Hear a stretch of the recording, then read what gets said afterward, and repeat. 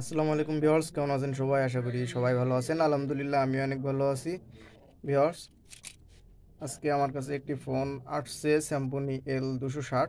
তো এই ফোনটির অন হয় না, পাওয়ার আইসিটি প্রচণ্ড গরম হয়। তো মাঝে সাঝে দুই এক সময় ফোন অন হয় কিন্তু পাওয়ার আইসিটি প্রচণ্ড গরম হয়।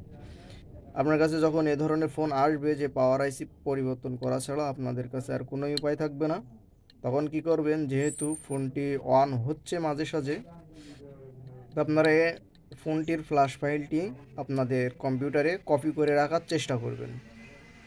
যদি ফ্ল্যাশ ফাইলটি কপি হয় তাহলে তো কাস্টমারের সমস্ত ডেটাগুলো কিন্তু বেঁচে যাবে।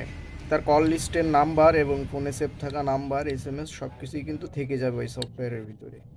এবং অন্য একটা ফোন থেকে অথবা নতুন আইসি আপনারা এখানে বসিয়ে ওই ফাইলটি দিয়ে ফ্ল্যাশ করে দিলেই কাস্টমারের কিন্তু ফোনটি রানিং হয়ে যাবে এবং তার সমস্ত ডেটাগুলো এই ফোনেই থেকে যাবে।